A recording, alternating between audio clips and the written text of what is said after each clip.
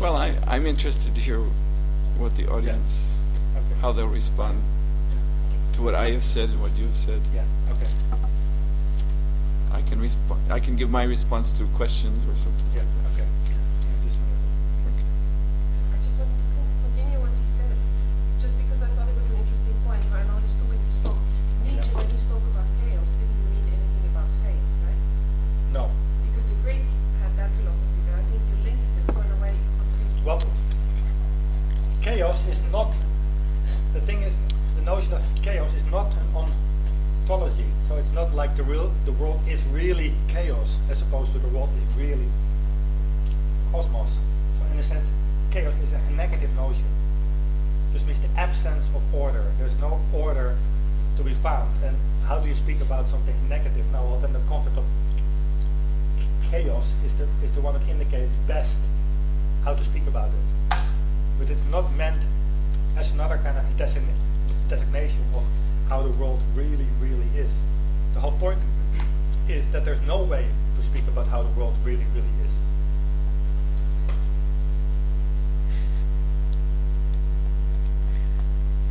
Well, that's also absolute position then. If you say there's no way that you can describe the world, you're taking an absolute position. Well, yes.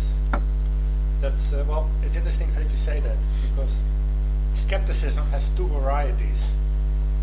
And like you have absolute skepticism and relative skepticism. And Nietzsche's skepticism was of the relative variety. So the absolute skepticism says it's never possible to know what reality is really like. And of course, then you can always say, well, how do you know that then? Yeah. How do you know it's impossible to get knowledge? Well, do you have a secret, antenna to know that reality can't be known? So what Nietzsche would say is, no, I'm a relative skepticism, which is I know that I don't know. I'm not saying that I could never know. I'm just saying I know that I don't know, and I know that your claims of knowing that the world is a cosmos don't look very convincing to me.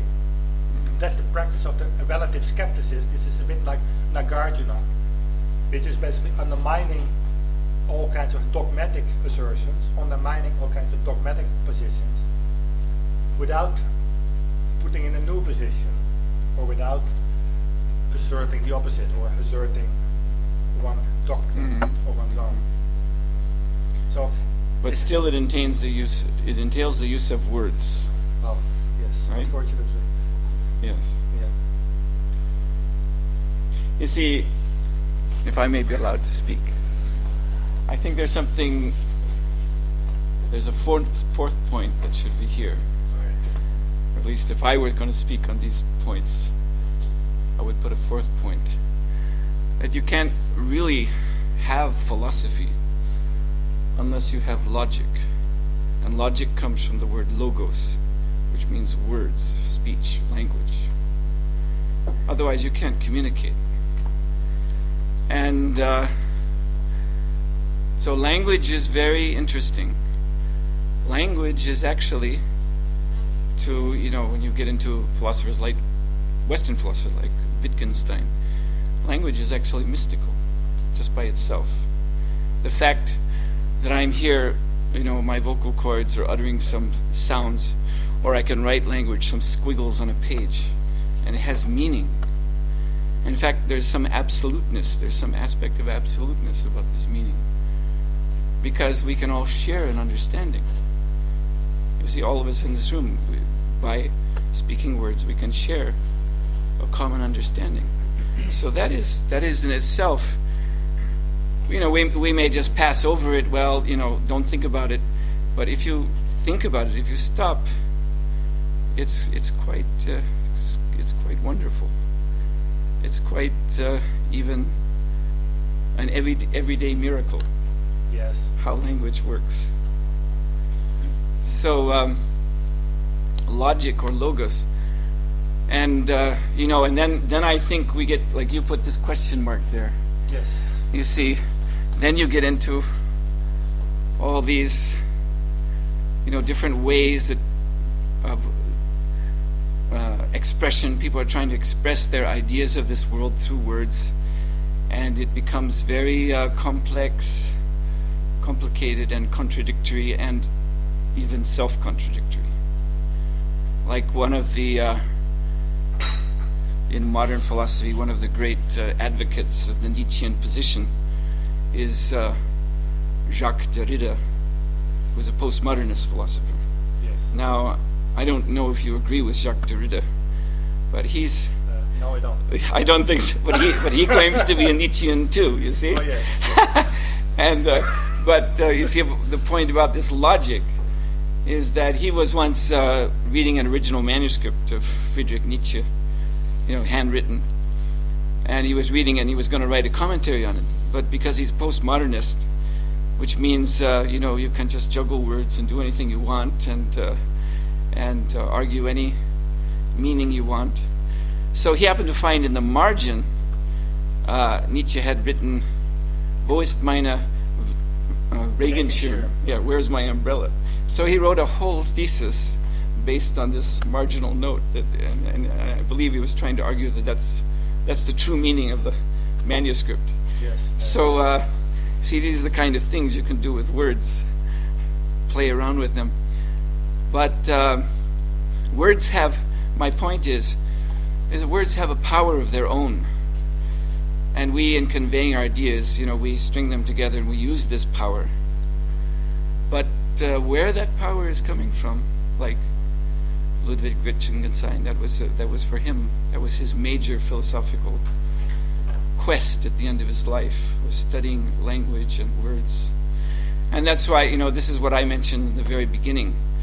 In the Vedas, the whole Vedic philosophical system is based on the power of sound, shabda. Sound, in other words, language. And the Vedas admit that language has a power of its own.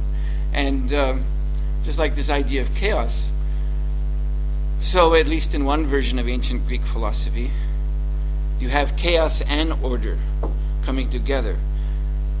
Language as logos spermatikos, which means the seed of words or the seed of order entering matter, which by itself is just chaotic. And the language or the words give form and meaning to our world. Now, you can take this relatively or absolutely, you see. You can say, yes, we have a relative, like you said, yes. You quoted Nagarjuna. So the Buddhist term is samvriti satya, which means a common truth. And in Advaita Vedanta, they use the term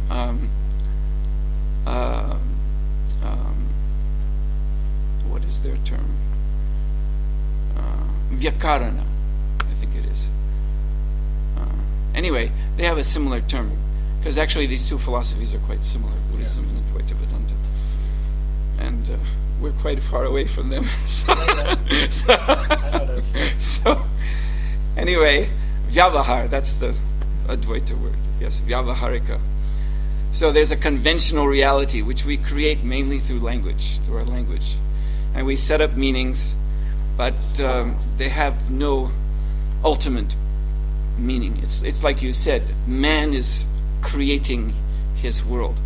In other words, the only God in apostrophes is man himself. If there is anything like a God, it's man, and especially through his words, his ideas expressed through words, gives meaning. But this meaning is not actually the, in capital, with capital letters, the meaning. Yes. So that's relative logic, you see. So that's what I felt was missing from the presentation. But still, there is something very mysterious about language, which has been recognized by Western philosophers too. And this is, I mentioned in the beginning, the thing that separates Buddhism from the Vedas, from the Vedic process, is mainly this point, that the Buddha himself, of course, then you have the same thing. The words of the Buddha, they became the holy scripture for the Buddhists. They became the absolute logos But he rejected the Vedas as being man-made, as not being, because the Vedas themselves say this language, this vibration is aupauroshaya, which means not made by humans. It is coming, it is a transcendental vibration coming into this world and giving this world an ultimate order. And the order is vibration. It's, I would agree the idea of cosmos is similar. From this word cosmos, you get cosmetic. Word cosmetic too. That's the word. Exactly. Which means, to decorate yourself in a nice way. But I think in terms of language, I think Nietzsche and Wittgenstein would, I think, share the view that we often get bewitched by language. So Yes. language has a power to bewitch us. Yes. And also a worldview has a power to influence our Yes. perception and our way of being in the world without Yes. us realizing it. It's just, and this is also why I think both Nietzsche and Wittgenstein share their view of what philosophy is, namely to create a little bit more room so that we're not as bewitched as we were before. A little bit more distance, that we realize, wow, this is my interpretation. I have a certain language scheme which affects the way I view the world. Yes. So there's a little more room in there to not take it as absolutely true, but to see, hey, there's also room. It also could be another way. There could be other interpretations, other perspectives. Yes. And for both of them, that would also constitute a kind of liberation. Yes, I understand that, and partially I even agree with it, because you see, from the Vaishnava perspective, our perspective, you see, from the Buddhist perspective and the Advaita Vedanta perspective, Maya, or illusion, is absolute. In other words, this world that we're experiencing rests on, actually, well, the Buddhists would say shunya, void, nothing. And then the Advaitists have kind of adjusted that a little bit. They say Brahman, but the Brahman is almost nothing. It's Sat, eternal, but it has nothing really you can say about it. So it's almost the same thing. And so they have this idea that illusion is, it is also inconceivable. You can't even really say what it is. But the Vaishnava perspective is more logical. Well, that's good. Because we say an illusion is mistaking something for something else. Mistaking one thing to be something else. So it admits the existence of different points of view, different perspectives.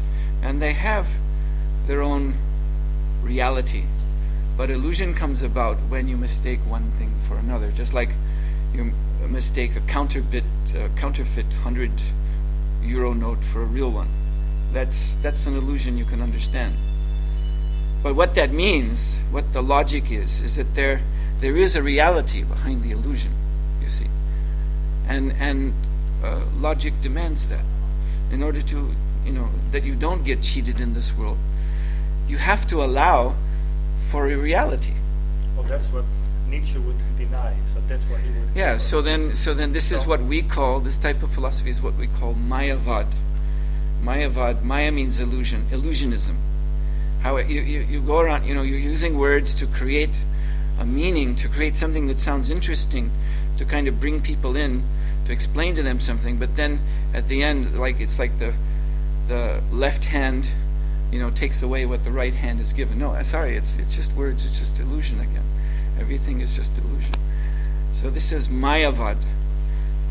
So this is our argument against the Buddhists and the Advaitists, and from your version, the Nietzscheans Nietzsche also. is no Buddhist in that sense, because he doesn't speak about illusion and some kind of reality lying underneath illusion. He questioned the whole distinction between illusion and reality. Because as soon as you talk about an illusory reality and a true reality, then you're back in this hierarchical scheme where there's then something. Well, my position is that as soon as you talk about illusion, then embedded in that is a conception of reality. Exactly, so that's why Nietzsche doesn't speak of illusion. But you're speaking of illusion. I'm also not, at least when I speak about Nietzsche, I don't speak about illusion. Well, you're saying that the world is chaos, and then you can't not illusion. really define what that is. Right. that's So not that illusion. means, Because well, illusion no. is if you mistake one thing for something else. But if we're sitting here, I'm just trying to follow the logic of what you're saying. If everything is really simply chaos, then what is this place we're sitting in? Is this the University of Amsterdam, or isn't it? Or is this just a meaning that we have made ourselves? I mean, are we here or are we not? I have no idea what You have no idea. Okay. That's what I mean, Mayavadi philosophy. What the right hand gives, the left hand takes away. But it doesn't mean that all this is illusory. Well, It means we have no idea what this is. And You see, everything we say about it is a lie. this is what I'm talking about, the use of language, Words have their power, and you can use them, and you can juggle them, and give meanings and take them away in the next sentence. This is what I think is happening here. Well, I must say, if like words carry a power, and that power strikes me as a powerful vibration, and that vibration motivates me, then if it really motivates me, probably has like a consequence. Something deep could happen. But how could I ever find out what motivates me? Or this vibration, I even have room to hear this vibration. If not in first instance, I have the courage to completely question everything. If I don't allow chaos, if I use that word, within my own thinking system, if I don't go to the length to risk having everything taken away, how can I ever find something that really vibrates in a way that it meets me? Otherwise, I'm only hearing things I've already pre-designed in my mind. So I'll always be affirming things that are part of my collective understanding anyway. So endlessly, I'll be repeating something which sounds good and maybe moves me nowhere. So I'm a big advocate. Is it I can't say it in English. Advocate. Advocate to risk chaos in order to really hear the powerful vibration in words. How could I ever distinguish? Well, if what you mean by that is that you have to open yourself up and make room for that vibration, then I agree with you completely. That's what I mean. I don't have a problem with that at all. But But if you have embedded in yourself a presupposition, a pre-assumption that there can be no higher vibration that takes us out of this experience, then I would question that assumption. I would say that is itself an assumption created by the mind. right, but that's what I would call absolute skepticism. If you would say there can be no higher vibration, because then you already know that it doesn't exist. So Yes. the only approach is relative skepticism, to really say genuinely, I don't know. Could be, could not be. And for me, the function of philosophy is to generate that kind of openness, that kind of receptivity. Well, where you that's hinder as all right. less as possible and as bewitched as to the least amount possible. That's all right. I mean, that sounds reasonable, but I just don't know, because what I heard, you in your presentation of the cosmos, the ordered reality. I mean, it did seem to be a rather sweeping rejection of the whole notion. Like. So, I'm not sure what you're trying to say right now. I am rejecting that notion simply because I feel it's a notion that's not very conducive to the type of openness that I'm speaking about. But what if So your in a sense, openness? I'm Here's rejecting a for practical okay. reasons, Here's a question. pragmatic reasons. Here's a question.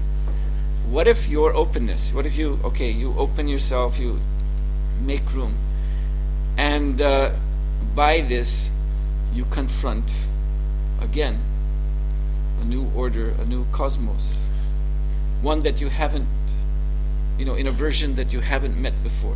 Well, anything is possible.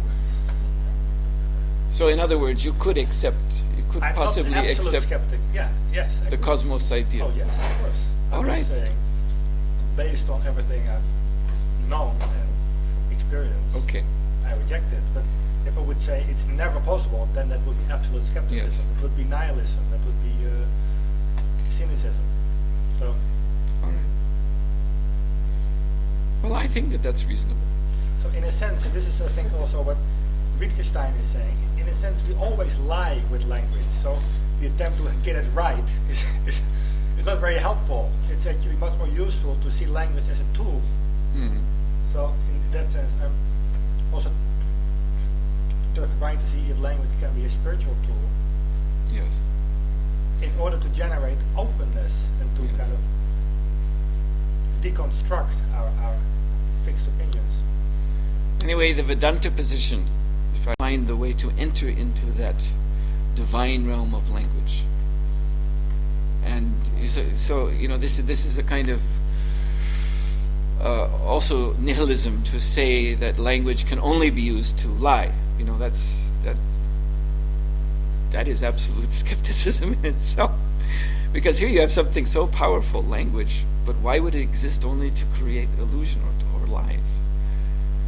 Something so powerful, anything powerful that, you know, can be used for good or for bad, or at least in our experience here. Like a powerful car can be used for good. Someone sick has to get to the hospital very quick or they'll die. So you have a high horsepower car, you get them to the hospital just in time. But you can use the same car for something, bad. Kill people with it. So anything powerful, it has potential good and bad effects, and it's up to our choice Well, how we okay. use it. This is something that's very hard to discuss because we simply disagree. Well, at least we Your can view agree is to that disagree. Language has a power in and of itself, and I'm saying it only has the power that it has for us, because the meaning it generates for us. Then that's a very fundamental difference. I don't see any way to resolve it actually. It's a kind of a fundamental. Well, if you'll just admit that you have no proof of that position, if you just admit that much. I do. I think neither of us has. Yeah, we don't have. I admit from the very start. I have no physical proof for you. I have Neither no do I. physical proof Neither do I. for my position. I mean that I will be very direct about.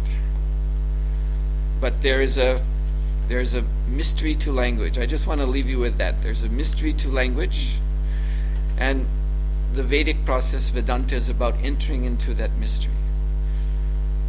And I'll leave it there. Okay. All right. Yeah.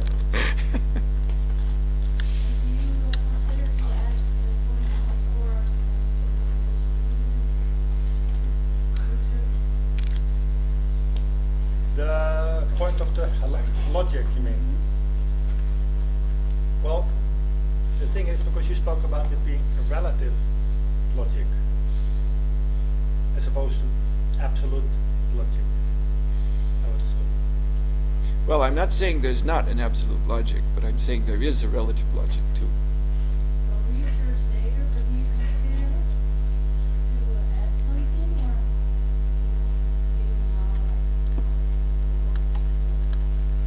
Well, first of all, this is not particularly the topic of my research. I mean, it's part of it, but it's not my whole research.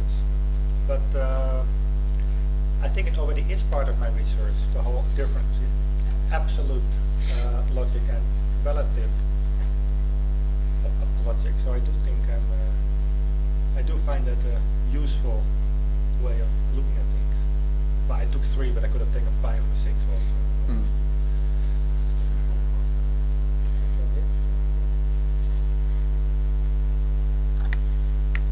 Any more questions?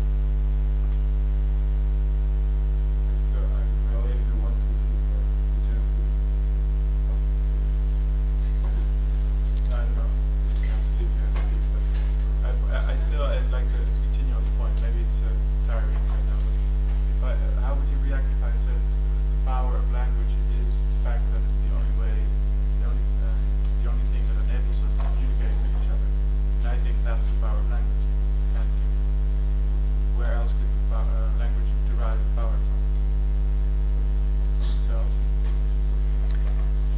Well, again, it's if you really studied. I mean, that's you can create a phrase like that. It allows us to communicate, and then you can put it in your pigeonhole, and just leave it there.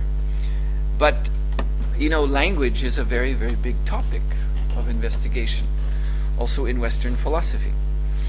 I mean, I've read into this area myself, and there are those who have, by reflecting on how language works, there are those even in Western philosophy who have come to a kind of conclusion that there's something very mystical happening here, because you just can't sum up this communication like that and okay, now we've explained it.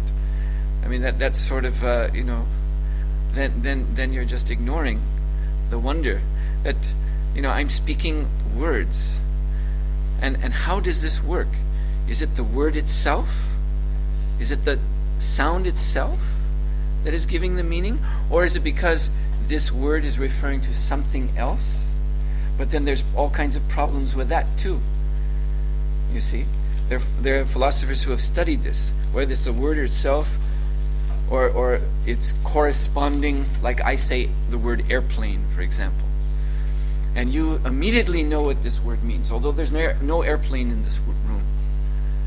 And this word airplane, it fits, the double-winged airplanes of the First World War. It fits the modern supersonic jets. It fits any kind of airplane. You can apply it to. So how does this work? How is this actually working? I agree. This is a very interesting topic, and I know I'm aware of all the research that's been done about this. But all I'm saying is that I don't see where the mystical power comes from. I mean, Yes, but you do admit that there is power. yeah, I do admit that it's very powerful, but that's because we can't do without language. That's why there's so much power. That's why it's so interesting, because we need it. We need it. Yes. All right. Very good. Yeah. So We that's- need it. But the question is, did we human beings invent language? Have we made this meaning? Because I think that's what he's saying. Yes, That's what I'm saying. yes, I am saying that. You think that we have devised this language Yes. and we give it all its meaning. I'm 100% sure. You're 100% sure. That's very absolute. So you're not even a skeptic about it. That's very absolute. But if there's a mystical experience, then for me, it doesn't matter if somebody dances or chants or speaks or makes a movement, or from the look of his eyes or from anything the human being has, the expression probably carries something of that person being in touch with something else. So I don't feel it's a problem of language or not, for me at least. So in that way, language could be powerful, and language could be completely manipulative. But if something has to be communicated, which is bigger than language or bigger than form, it will be communicated, won't it? But how do you know that there's something bigger than language? That's a question of experience and assumption, but it isn't. That is your experience. Well, I have a different experience. But the whole notion of the language having a power in of itself is, of course, a very specific notion. Which is, for example, in the West, the ancient Sumerians also had this notion that words carry the power of their own. And I guess this is also very fundamental to the mantra Yes. meditation. Yes. So, it's actually, I have some. In other words, like our experience of life right now. You see, in physics, there is what's called the macro world and the micro world. And physics doesn't really, they don't have a way to connect the two. The micro world is a world of this, quantum wave particles, which is more or less a form of vibration and energy states of different vibrations. This is what they say. And I think it was Heisenberg, German physicist. He called it all potentia. He said it's a great field of potential. This is the micro world, a vast field of potential. And then the macro world, we're having this experience of, sitting in this room and persons. And somehow, according to physics, it reduces down to subatomic, electrons and neutrons in their different energy states vibrating. But how the two connect, there's no explanation for that. So it's a mystery. In other words, there's a fundamental vibration, which is even known by science. And out of that, we're experiencing this. And how it's happening, no one can say. Now, we didn't create that fundamental vibration. You may want to argue that that human beings created the words, the grammar. But there's a fundamental vibration, which is the basis of all of our experience, whether talking or seeing or feeling or thinking. There's a fundamental vibration. You see, the Vedas say that is a language too. That's a different explanation. You see, and that fundamental vibration or language or meaning can be expressed also by a human being if he gets in touch with it. So this is why I say languages or vibration, because we use the word shabda, which basically means vibration. Clarifying concepts. This vibration would still be the same thing if we didn't say it was a language. You'd give Yes. it another name. But Yeah. That's not the question. I wouldn't deny there being. But the some vibration, you see, vibration. is communicating, that vibration is apparently communicating something to our consciousness right now. But how, that is outside of human experience altogether. No, it's not. I mean, if you accept this modern physical explanation, of course, you can be skeptical about that too. You have plenty of reason to be skeptical about modern physics, because that's also pretty mystical. But this is the way they explain things, that there's this micro world, which is basically vibration and energy states and potential. And then there's this macro world. And this is the world of, you want to talk about convention, yeah, they have the conventional, like Newton's laws of dynamics and all of this, but those laws don't apply to the quantum world at all. The quantum world, we have all kinds of fantastic things happening, which are totally out of our experience. Chaos. Some say it's chaos, and some say it's order. There's, they're divided on that. Yeah. Go along with your explanation about the vibration. It makes it clearer why you use the language, which I couldn't understand before. Mm.